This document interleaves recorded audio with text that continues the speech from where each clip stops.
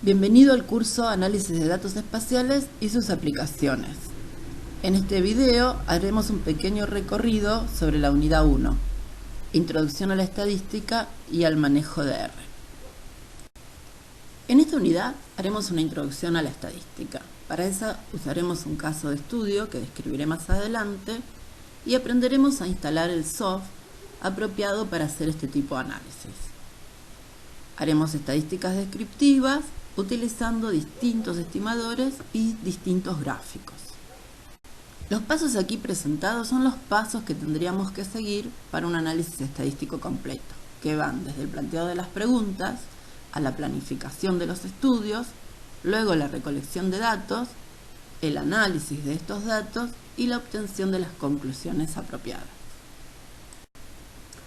Para muchos, la estadística puede parecer una serie de procedimientos complicados, pero en realidad la usamos cotidianamente. Lo usamos en los deportes, cuando vemos cuál es el ranking de nuestro jugador preferido, o se utiliza en el mercado para determinar cuál es el producto que más se vende, en los distintos indicadores de economía, también en los pronósticos que miramos diariamente. En la fotografía digital, muchos de los filtros que usamos no son más que modelos estadísticos. Bueno, ni qué decir qué es lo que hacen en publicidad para determinar cuál es el producto que tiene más venta, los distintos indicadores de economía, y en la educación, lo que hacen los docentes para determinar las calificaciones. Todos estos son procedimientos estadísticos con los que convivimos diariamente. La base de datos que vamos a utilizar para ejemplificar los procedimientos estadísticos se trata de una muestra que contiene distintos registros asociados a un sistema de salud. Cada registro es un identificador de un individuo en forma anónima, donde se registró su género y su edad, y una serie de índices calculados a partir del peso y la talla, con la idea de describir distintos aspectos del estado nutricional, evaluar el crecimiento físico y poder predecir trastornos o afecciones del desarrollo. Las variables que hay en esta base de datos son la talla para la edad, que es un índice que nos sirve para determinar si existe desnutrición crónica, el peso para la edad con el mismo objetivo y un índice de masa corporal que sirve para determinar si el individuo tiene bajo peso o sobrepeso. Cada uno de estos registros está acompañado de un punto de referencia, o sea, está en la localización donde el registro fue tomado. Los registros fueron estandarizados, se armó un score como para poder utilizar la misma escala. El objetivo sería describir estas variables en función de la ubicación. Bueno, como mencionamos, para poder describir estos scores de talla de edad y de peso de edad, vamos a necesitar herramientas estadísticas, o sea, distintas herramientas de la estadística descriptiva, y vamos a necesitar algún software para procesar esta información. El software que vamos a usar es R y un complemento que se llama RStudio. Vamos a ver cómo instalarlos y cómo utilizarlos. En cualquier procedimiento estadístico es importante tener bien definido cuál es la población, lo que en estadística se conoce como población de referencia, que es aquella donde nuestros resultados son válidos. Probablemente no podamos observar toda la población y trabajemos a partir de una muestra. También es importante determinar las características de esa muestra, saber qué tamaño tiene, saber cuántos datos tiene, saber cómo fue seleccionada. Cada uno de los individuos de esa muestra nos van a determinar una observación. Esto es importante detenerlo a priori antes de realizar cualquier tipo de análisis. Las variables que hay en nuestra base de datos pueden ser de distintos tipos.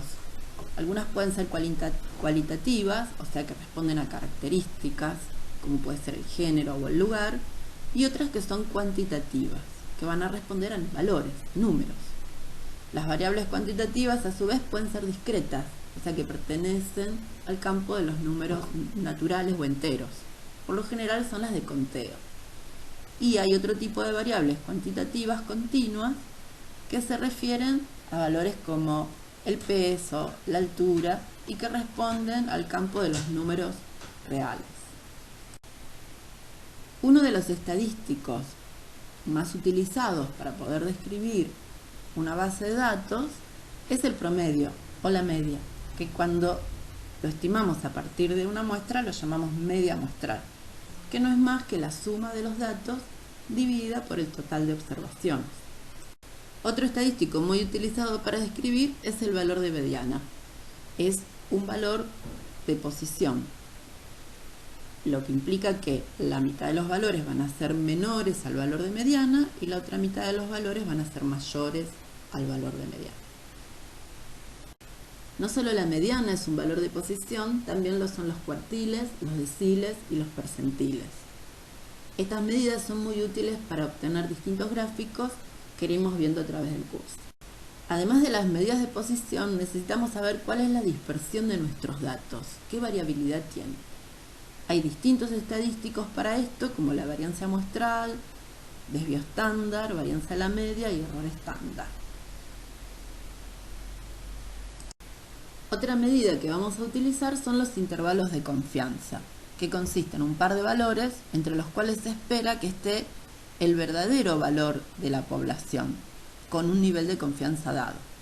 Estos intervalos de confianza dependen del tamaño de la muestra y dependen del nivel de confianza.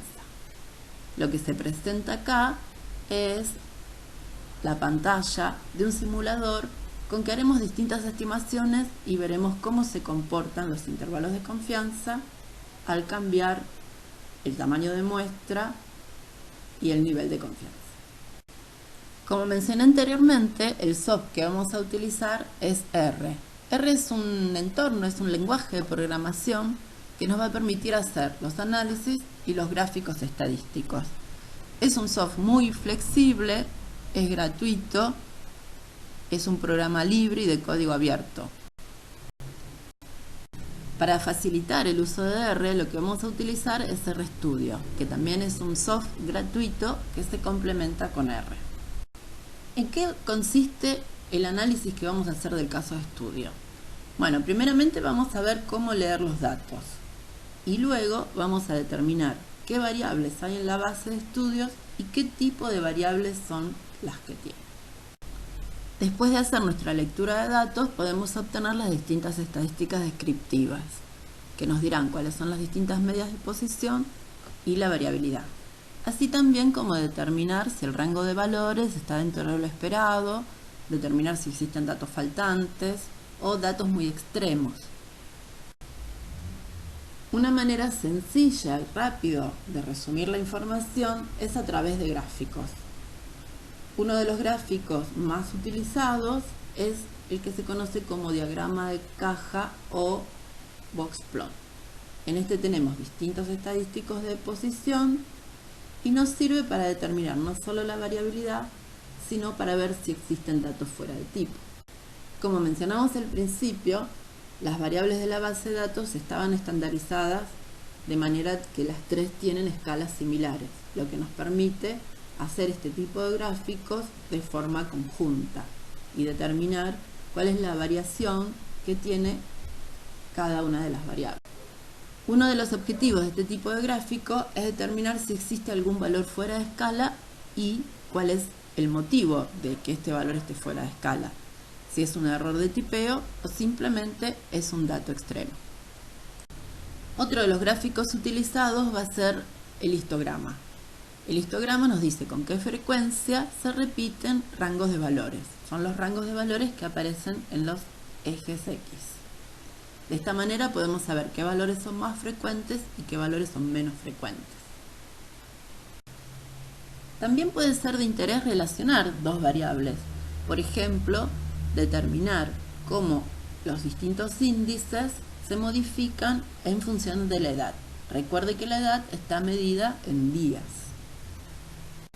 Este tipo de gráficos también nos está presentando que existe un dato fuera de escala y sería interesante investigar la causa. Así como con el histograma pudimos ver cuál era la frecuencia de los valores dentro de los distintos rangos, podemos hacerlo a través de una tabla, donde no solamente tengamos la frecuencia, sino lo podamos expresar en forma porcentual.